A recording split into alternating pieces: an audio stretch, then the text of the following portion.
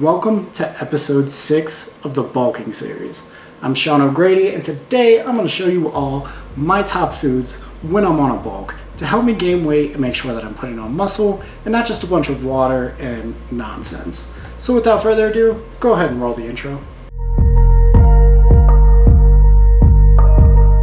And before we get started, please be sure to comment, like, subscribe, all of that good stuff if you enjoy today's content. It would be much appreciated. Now with that out of the way, let's start the video. When it comes to, figuring out what foods I want to eat on a bulk, I try to make sure that, of course, they're high in calories, but they're also easy to eat. And it doesn't help to have some things that you actually enjoy and kind of make it easier to eat mass amounts of food. For me personally, one of those things is going to be red meats. You can see here we've got some top sirloin, but I also enjoy ground beef as well. There's a lot of different things that you can do with it, whether it's steak tacos or burgers. Having some different red meats around are great. They have plenty of micronutrients and they're higher in calories than something like chicken. So in my opinion, it's one of the best protein sources, especially whenever you're on a bulk. Now, of course, you could change out a lot of these foods here for things that you're doing on a cut, and red meats are also included in that.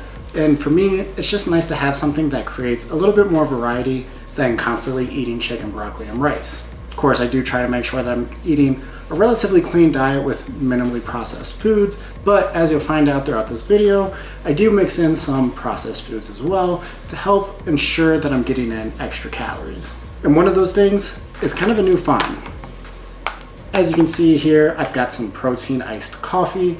I usually drink my coffee black, but this is something that I actually found this week, gave it a shot, and I actually enjoyed it.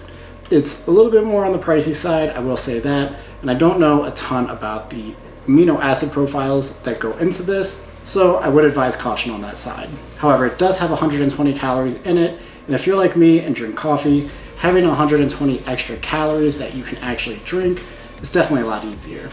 And I'm not just looking for proteins whenever I'm trying to bulk. I'll also look for different fats that'll help me increase my calories, but also make it easy to eat, right? And one of those things that really seems to help are different types of oils. I have avocado oil right here, and of course, the classic olive oil.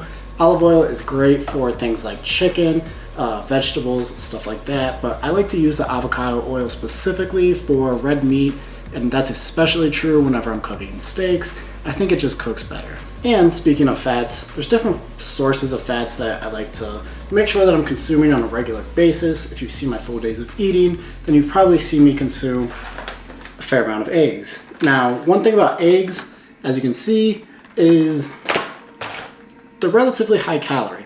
You can have about 4 eggs for 280 calories, and that's kind of nice, but again, the important thing there is that they're versatile. You can make a sandwich, you can make them scrambled, you can make them over easy. You can kind of do a lot of things with eggs, and they pretty much go with everything. You can even have them for dinner if you wanted to, lunch, whatever it might be, right? So having eggs around is definitely a nice source of protein, fats, and increasing calories. Now, I know a lot of people in the fitness industry typically tend to use egg whites, maybe even combine egg whites with eggs, but since I am on a bulk and there's really no harm in a whole egg, I prefer the whole egg, and it's one of the better protein sources that you can consume. From my understanding, it's also one of the best from a bioavailability standpoint. Don't quote me on that, I'm not a personal trainer. That's just some very light research that I've done in the past. Additional fats that you'll also see me consuming on a regular basis are going to be avocados.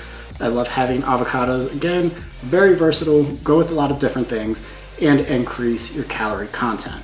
One thing I will say is things like avocados, things like eggs, they are more on the satiating side, so they might cause you to get a little bit fuller a little quicker, but for the most part, because they help spice up meals for me, I like to keep them around.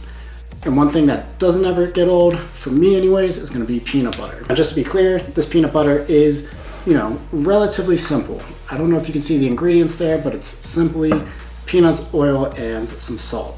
Now, some peanut butters do have things like trans fats. I've mentioned this in previous videos as well, and that's not the best thing if you're looking out for your health. However, because I looked into this, and it's one of the cheaper brands to be honest, I typically will consume this Organics peanut butter from Safeway, and it'll add 190 calories to things like protein shakes or even Greek yogurt in the morning. Again, this is a higher calorie source of food that I can take in, and I enjoy it.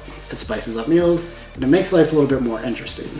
And that's really important whenever eating a lot of food, because sometimes it can be a little bit exhausting to eat the same boring meals over and over again.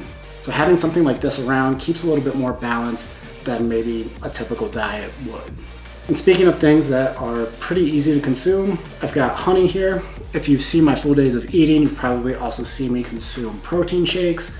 I like to throw in honey. It's just a little bit, maybe 20 grams, but it adds an additional 60 calories. That doesn't sound like a lot, but it'll definitely add up if you're including it in things like Greek yogurt, or if you choose to, oatmeal, things like that. And from a fruit perspective, a lot of people will say to only eat berries. I've heard people say that you should stay away from bananas, but I have at least one banana every single day. In my opinion, it's a good way to get potassium, and while they might not have as many micronutrients as other fruits like berries, particularly blueberries, I think that having bananas around is great because when you're on a bulk, if you're looking for additional calories, it's nice to have blueberries, it's nice to have raspberries, it's nice to have a variety of fruits, but with bananas, they're a little bit more higher in calorie, which helps out whenever you're looking for an additional 80 to 90, maybe even 100 calories, depending on how big that banana is. So I always try to have some bananas on side, so that way I can make sure that I am consuming not just potassium, but a little bit of additional calories. And I'm not saying that I replace berries necessarily, it's just something nice to have in addition to other fruits that I might keep around. And the last thing that I have here is going to be Anabar protein bars. You may have seen these online. This is the Remington James brand of protein bars. In my opinion, they're the easiest to eat.